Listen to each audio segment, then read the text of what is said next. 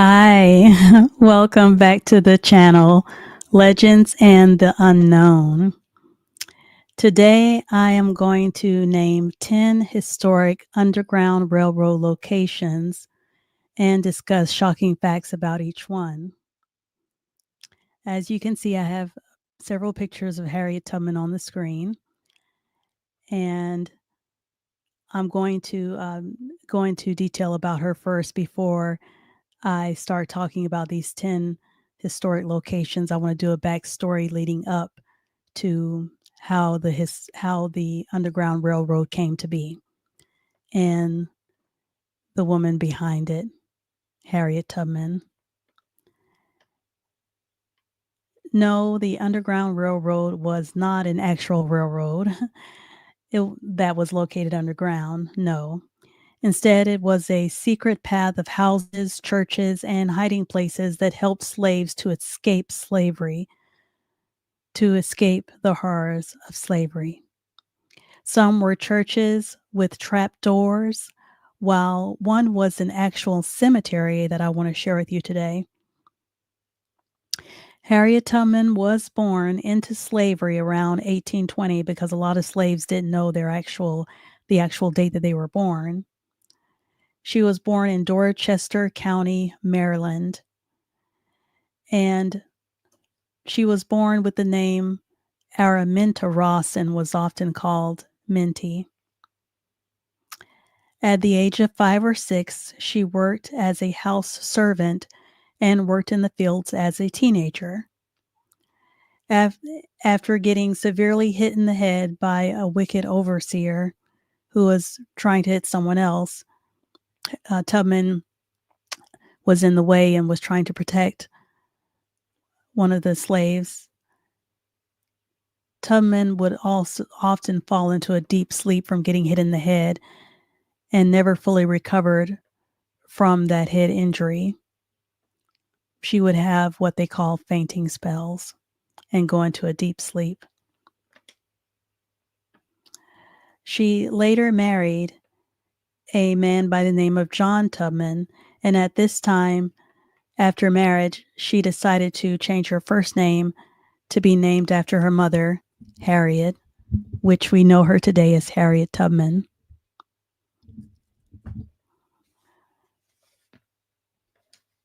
And Tubman decided to run away on foot at night and follow the North Star for fearing being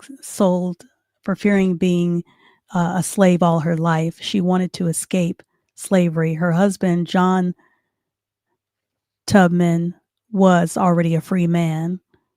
But as I said earlier, Harriet Tubman was born into slavery. Tubman would trail from Pennsylvania to Philadelphia, where she worked and saved money. The next year, she went back to Maryland and led her sisters and her sisters' children to freedom via the Underground Railroad. She went back to the South to escort her brother and 2 other men slaves to freedom. On her third return, she tried to get her husband, but he married someone else. Tubman decided to carry on. She toted a gun, which I have to be careful on this channel. I have to use code words.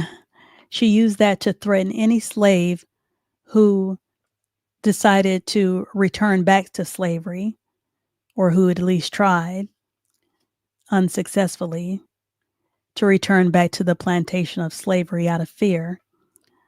Tubman told these fugitive slaves, "You'll be free or die." In 1856, a $40,000 bounty was out for Tubman.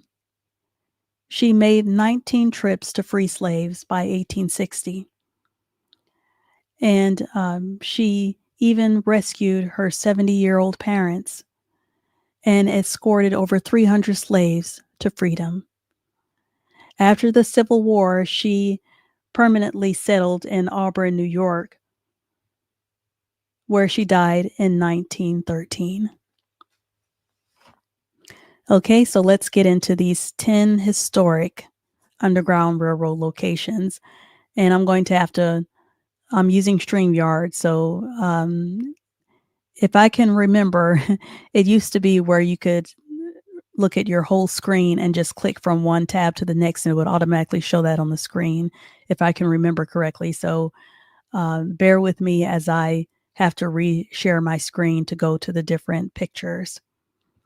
Okay, so we've already seen this picture of Harriet Tubman, and I want to show you, I want to continue to reshare my screen, and I'm going to show you, let's see, a map. Hold on. This is a map here. Okay, it's all automatically showing. See the red circle there? That's showing a map of the area where Tubman was residing. Let's see, let me go up here. It says a map of Maryland with Dorchester County is circled in red there. As I mentioned, that is the area where Harriet Tubman is, where she was born. She was born in 1820 in Dorchester County, and that's the area where Harriet Tubman was born, where you see it circled here on the map. Okay. So let me stop sharing that. And then I'm going to show you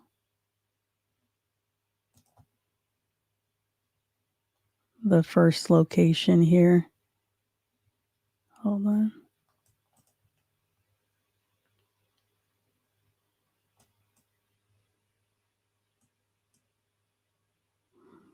Okay. So right here, this is the, hold on.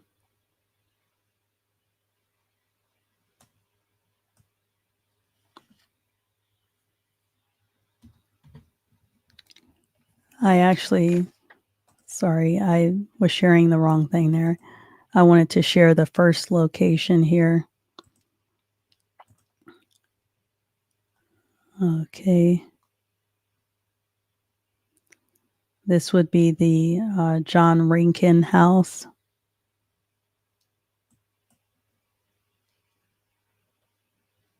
Okay, let me show you. Hold on a second.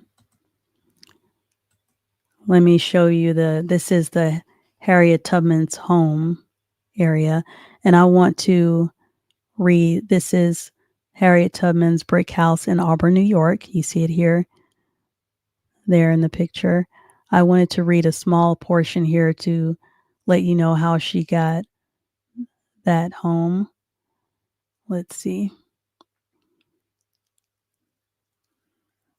Right here, I'm going to start reading. I'm going to read this paragraph here. Harriet Tubman purchased her 7-acre parcel from Francis Seward in the late winter or early spring in 1859. A limited women's married property act had been passed in New York in 1848, which allowed Frances Seward to inherit land from her father under certain conditions because, women just couldn't start owning land. That was something that men were doing, so they had to pass different laws to even allow it. The transfer of land to a self-emancipated person was illegal under the Fugitive Slave Act. So it was illegal for Harriet Tubman to own any land. So Frances Seward was breaking the law and taking a large risk to help Harriet Tubman have her own land. Frances rightly thought that since her husband, William Seward, was a powerful politician in New York State, that no action would be taken against them. And I just noticed this here. This goes into information about how much Harriet Tubman put down on the house. I'm going to start right here. Harriet Tubman purchased the farm at 182 South Street for $1,200 with $25 down. Can you believe it? $25 down on the house. That's unheard of in today's time. The rural setting would be more familiar to Harriet and her family from their days in Maryland and would be more appealing than a town lot. Okay. Okay, let's skip here. At the time of purchase, the farm included a wood frame farmhouse on a fieldstone foundation measuring 22 by 28 feet, facing the plank road and probably with a gable front. A barn would have been at the rear. These buildings could have dated back to 1840 or may have been built around 1853. Okay. And so you can go and read more information. This is at nps.gov, this information. And if I can, I will put links in the description box if I have that feature where I can do that on this channel. Now let's go to the next location. And this is kind of like a little field trip that we're doing. The next location is the John Rankin House. Okay. And the John Rankin House is in Ripley, Ohio. Escaped slaves could see the lantern shining from a distance at border between free and slave states. So let's look at some of this. Let me make certain you all can. Okay. I just want to make certain that you all can see. Okay, and somebody did some video there. This is the front part of the house, John Rankin House in Ripley, Ohio. And that is the border area. Can only imagine that that water behind the house is where the slaves would transport. If any were transporting by boat. And it says Reverend John Rankin House has been designated a National Historic Landmark. The house was the home of an abolitionist family and conductor of the Underground Railroad, immortalized in Harriet Tubman, Stowe's in Harriet Beecher Stowe's Uncle Tom's Cabin, and possesses national significance in commemorating the history of the United States of America. And this was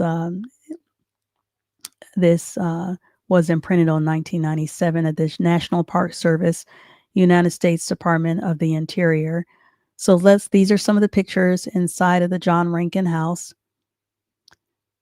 And you can look at these on Google. Look at the old time stove and the furniture, the wallpaper. Showing parts of history there. You see a desk and different pictures on the wall. This looks like the kitchen area. Well, with, I don't know, that might be I don't know what area this is in the house, but it looks like they have some things on the wall there. Some aprons, different artifacts. That might be, a fireplace. Looks like one of the bedrooms. And the yard area. This looks like a picture of John Rankin himself. Okay, so let's move on to the next one. And I will share my screen again. The next one is the Levi Coffin House. Hold on.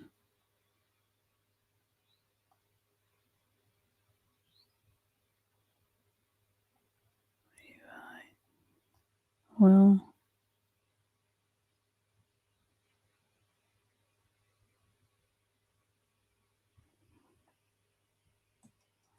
Let's just go to this one. Detroit's Second Baptist Church. Okay.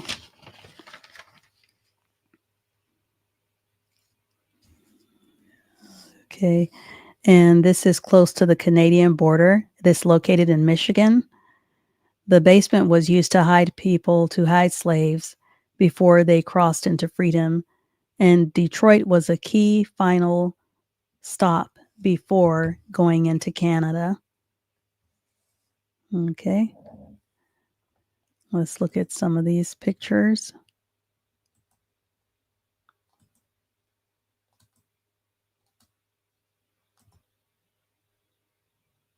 Okay, let's go back here. This is inside of the church. A lot of slaves could be hiding in there. Some historical information. And that's a map of some slave states versus some free states. Okay, that looks like some of the reference there. Oops.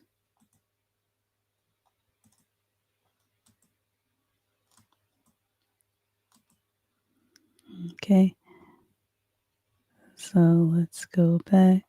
And I wanted to get to this information about the church there. Okay. All right.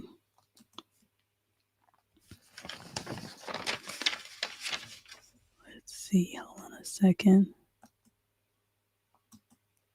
Move that out of the way. Okay. I'm going to see if I can.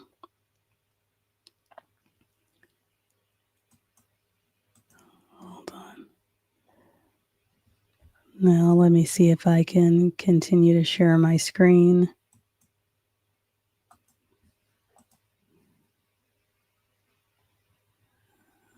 Okay, here it is. I wanted to share the Levi Coffin house. Okay, and this is in Fountain City, Indiana, Fountain City, Indiana. It contains hidden rooms and secret storage areas known as the Grand Central Station of the Underground Railroad. Okay. Somebody made some video there. And that looks like a picture of Levi Coffin. And this says Levi Coffin from 1798 to 1877, a Quaker abolitionist, lived in Newport, New Fountain, with his family, and it's just showing some information there.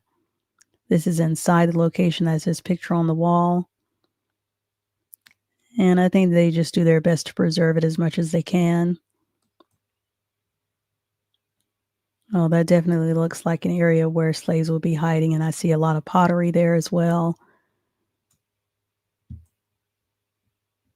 Probably use those to do some cooking in, and that's the house there near the street of how it looks now.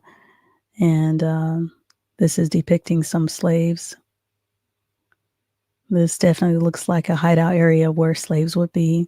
Looks like a fireplace there. And that's probably a tourist or somebody that is touring the place. And that could be a bedroom area where a lot of slaves would be. This looks like a wagon for traveling.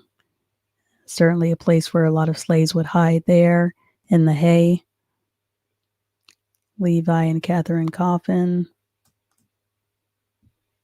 Okay, maybe this might be an outhouse. I'm not too certain, to use the restroom. More of inside. Okay. So it's just interesting to look at these pictures. Okay. Let's go back. Let me share.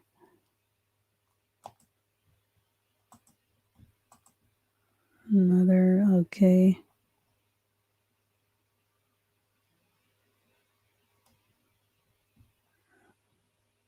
Okay.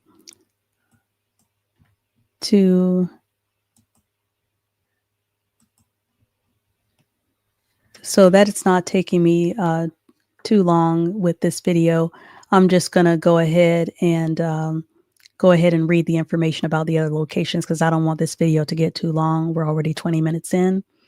Okay, another location is the First African Baptist Church in Savannah, Georgia.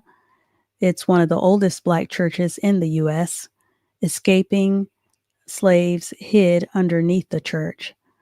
Okay, and another location is the Plymouth Church in Brooklyn, New York. It's called the Grand Central Depot of the North, with Pastor Henry Ward Beecher holding anti-slavery events there during the time of slavery. Some slaves hid in the basement before going into Canada at the Plymouth Church in Brooklyn, New York. Another location hideout during the Underground Railroad is the Mother Bethel AME Church in Philadelphia. This church helped free slaves in the North, and the Underground Railroad leaders worked here, including Harriet Tubman herself, at the Mother Bethel AME Church in Philadelphia, Pennsylvania. Another location that was used as a hideout during the Underground Railroad is the Todd House in Tabor, Iowa, where Reverend John Todd used his house to hide freedom seekers. John Todd was friends with famous abolitionist John Brown, and the house had many trapdoors and secret storage rooms where slaves would hide. Another location for the Underground Railroad is the Oakland Cemetery in Wilmington, North Carolina. Yes, even cemeteries were used. Some slaves hid under tombstones at night until it was safe to move, while allies would sometimes fake funerals to help people move secretly. And the last location that I want to share with you as a hiding place during the Underground Railroad for slaves is the Freedom Staircase in Allen, Illinois. It has a hidden stairway behind a church led down to the Mississippi River. Slaves would escape using this staircase to sneak onto boats headed north. I have enjoyed sharing this very, very historic information with you today. If you have learned anything new, if you have enjoyed this video, if you want to support this channel, please consider subscribing, give the video a thumbs up, and continue to watch videos on legends and the unknown. I will see you all in the next one. I thank you for watching, and give the video a thumbs up and share it on your social media. Let me leave you with a thought-provoking question. If you were alive, living right now during slavery, if it was slavery going on right now, I'm not talking about the mental slavery that a lot of us are still in, but actual physical slavery where slaves are being held captive and where you have an opportunity to become an abolitionist. Would you become an abolitionist and hide slaves? Or would you turn slaves in for running away from their slave owners, from running away from slave catchers, for seeking freedom, for seeking the type of freedom that you already have? Would you become an abolitionist and help the slaves to become free? Or would you turn them in to slave catchers to remain in slavery or to possibly even be killed? Deleted. So share your response below in the comment section. Just giving you something to think about. And remember, we all need to learn our history. I will see you all in the next one. I thank you for watching. Thanks for supporting this channel, Legends and the Unknown. Bye.